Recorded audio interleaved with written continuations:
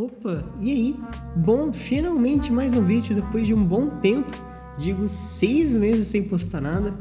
Esse mês agora eu vou postar muita coisa porque o computador já está quase pronto. A maioria das peças já chegaram, como fonte, placa de vídeo, gabinete, SSD. E também, é claro, faz um bom tempo que eu tenho esse teclado, faz aproximadamente uns 3 meses. E esse aqui vai ser meu primeiro review de um teclado aqui no canal. E eu falo de um teclado que tem sido bastante comentado ultimamente, que está levantando uma boa confiança para a marca. É uma marca parceira da Kabum, que é a Husky Gaming. A Husky Gaming é uma marca que ela está se consolidando ali aos poucos no mercado e ela nunca teve uma grande visibilidade, para ser bem sincero. Eu acho que talvez a primeira apresentação da marca tenha sido durante as temporadas do CBLOL em 2020, né, como patrocinador oficial da Kabum Sports. Ultimamente a Husky Gaming ela tem um bom catálogo, né? Um grande catálogo de periféricos na Kabum, e é uma marca de remarcação, só que é uma marca de remarcação diferente, porque nesse caso desse teclado ela traz uma qualidade excepcional. E é claro que eu estou falando da Husky Gaming e do teclado Husky Blizzard. Bom, a gente tem muita coisa para falar desse teclado.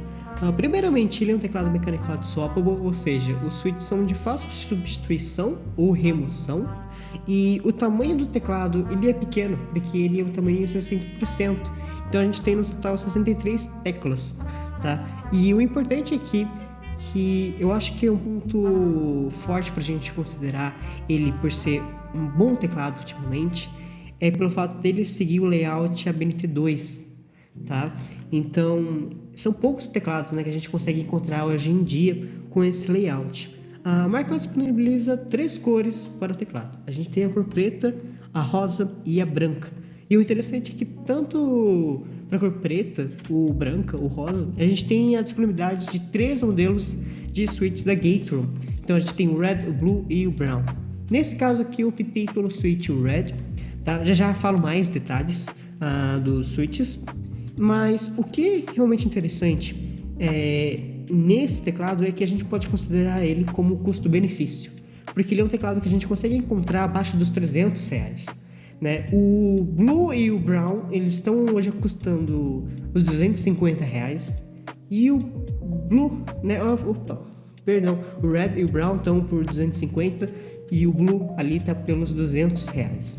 O Blue ele sempre vai ser um pouco mais barato, tá? Eu acho que porque a maioria do pessoal, né, prefere o Blue, né? Mas eu gosto bastante do Red. Eu tive a experiência com o Blue e não me adaptei tão bem.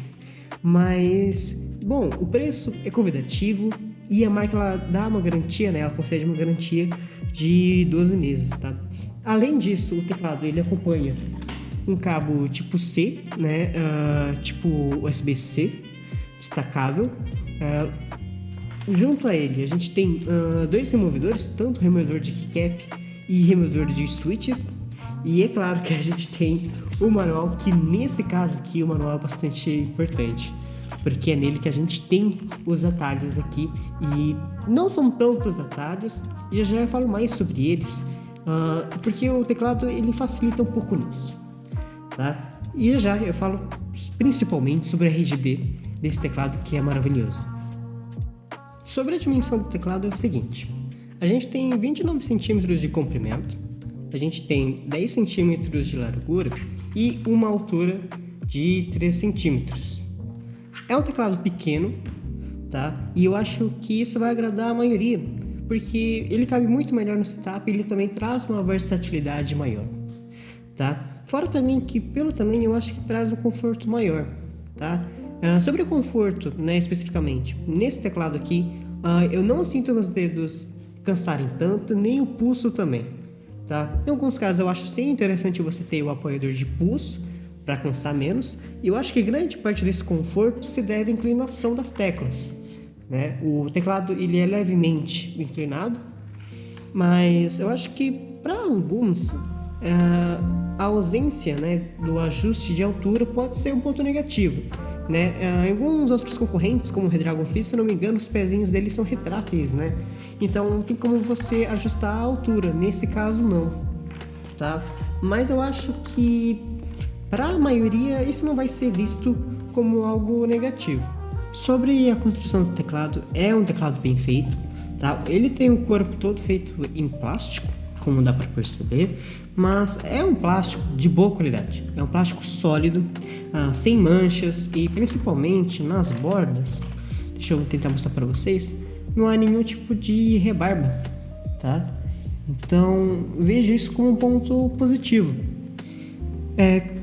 Sobre outros teclados, como os da Redragon, a gente percebe aquele som opaco, né, no interior do teclado, mas aqui muito me dá confiança, tá?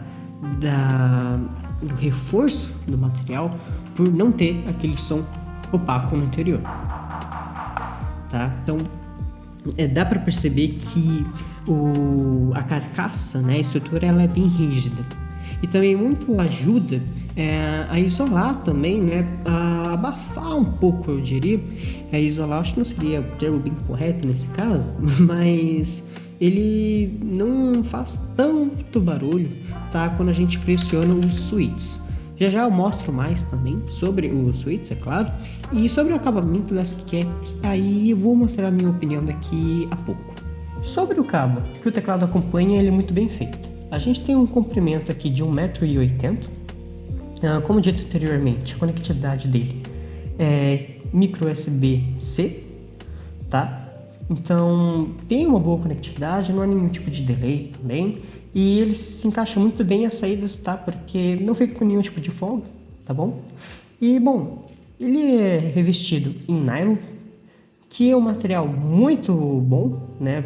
Principalmente para cabo, porque a durabilidade dele é bem maior comparado a um cabo revestido tanto em plástico quanto em borracha, tá? Ele também vem com essa cinta aqui que é boa, tá? Para a gente conseguir organizar os cabos caso a gente guarde eles, tá? Ele tem uma aparência até ok, né? Quando a gente coloca ele no setup, porque ele tem o cabo de nylon, né? Ele fica com uma espécie de memória. Então, para você conseguir deixar ele realmente reto, é um pouco complicado, tá? Mas é um cabo bem feito, é um cabo ok. Bom, sobre as ferramentas é bem fácil de utilizar. Então a gente tem um removedor de keycaps e um removedor de switches, que nesse caso aqui é um pouco mais complicado. Eu vou até dar um exemplo aqui prático. Então, para retirar aqui é fácil, mas para tirar um switch é um pouco complicado, porque logo aqui a gente tem duas travas, tá? Então a gente tem que encaixar o removedor de switches bem nessas travas e pressioná-las. E prontinho. O RGB desse teclado é muito bonito, então ele tem uma boa intensidade, tá? Então todas as cores do espectro são bem definidas por aqui, fora que há como configurar até 12 tipos, tá, de iluminação, junto à intensidade e velocidade, tá, da iluminação. E as cores, é claro, elas são configuráveis, então há como optar pelo Rainbow ou por cores sólidas e até mesmo mesclar elas.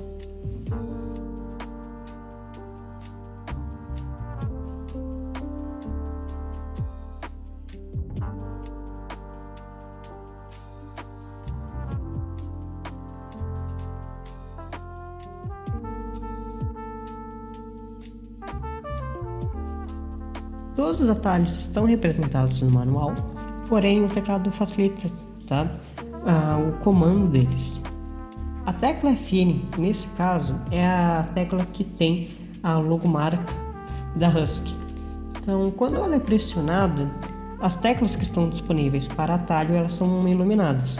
O material das keycaps aqui é um ponto um pouco controverso, tá? Elas são em ABS, não PBT, e também não são double shot, tá? Então as keycaps, de forma geral, elas são pintadas, tá? E sobre a qualidade da tinta, é uma qualidade boa, tá? Eu vou pegar aqui o removedor das keycaps e mostrar para vocês. Bom, o fato de elas não serem double shot, né, e serem pintadas é um pouco ruim, porque é evidente, né, é fato que essas teclas vão apresentar um desgaste maior com o tempo, tá? Então essa tinta, ela vai desgastando com o tempo. Então, se fosse double shot, não haveria essa camada de tinta, né? E normalmente, né, as teclas em double shot são aquelas em material PBT, tá? Então o ABS, ele é um material um pouco mais frágil, é um plástico mais fino. O PBT não, né? O PBT já é um plástico mais rígido e também mais grosso, né? Ele não é tão fino, não é tão maleável quanto o ABS. Então, bom, sobre durabilidade, realmente, essas teclas aqui, para elas realmente começarem a desgastar, creio que ali dentro, sabe, de 2 anos ali, elas não vão ainda apresentar desgaste, mas isso é muito relativo, né, quanto ao uso.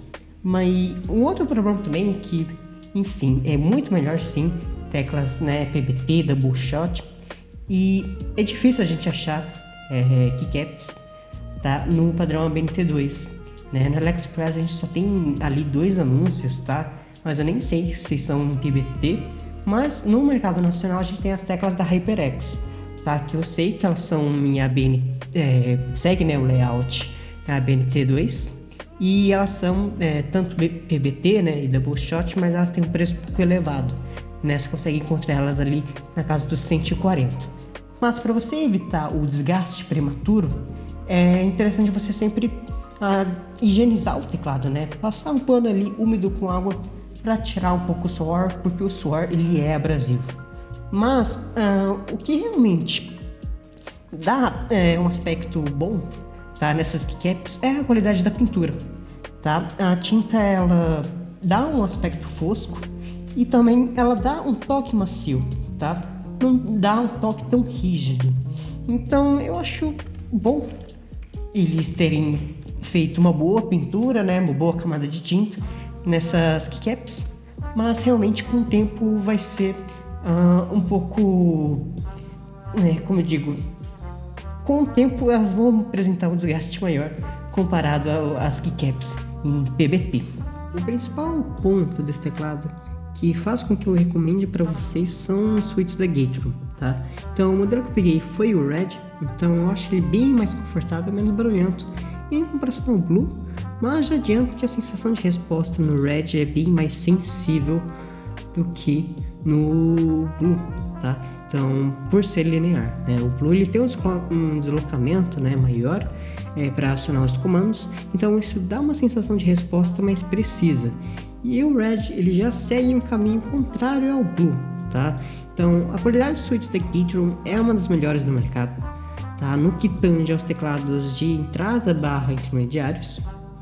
E ela tem uma boa vida útil e é raro apresentar problemas no acionamento desses switches, tá? Então, sendo bem melhores do que os outros que a gente tem por aí, né, que são encontrados em diversos teclados, principalmente da Redragon, tá? E, bom, são teclados que a gente consegue encontrar na mesma margem de preço, né, do Husky Blizzard.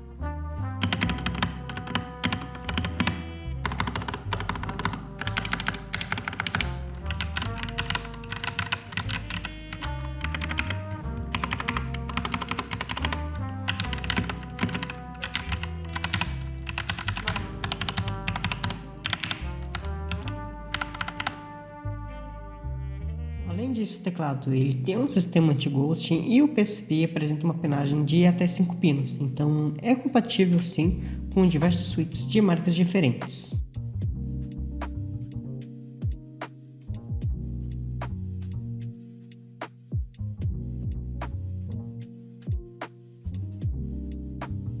O software ele é bem simples de usar, bem direto. Então aqui nas 3 barrinhas a gente tem a opção de idioma para o software, então inglês quanto português. A gente tem as opções de tema, tanto escuro quanto claro. Opções de inicialização automática e, é claro, também verificação de firmware, então a atualização do firmware para o teclado. A gente tem aqui a versão do software. E com o dispositivo já conectado, a gente tem como configurar a iluminação, né, o RGB. Então a gente pode sincronizar a luz, ativar os efeitos e também selecionar aqui as cores que a gente quer configurar. Então a gente tem os 12 modos também de iluminação, como já foi dito. E aqui em configurações avançadas a gente tem várias opções como remapeamento de teclas, tá bom? Nesse caso eu realmente não entendo muito bem, mas a gente também tem aqui as configurações de macro. Tá? E aqui é algo bem mais específico, um pouco mais avançado, mas nem são todos, né, que usam esse tipo de configuração. Opa, muito obrigado por assistirem o vídeo até o final e agradeço bastante o apoio de vocês. E a semana que vem eu já venho com um vídeo. Tchau, tchau!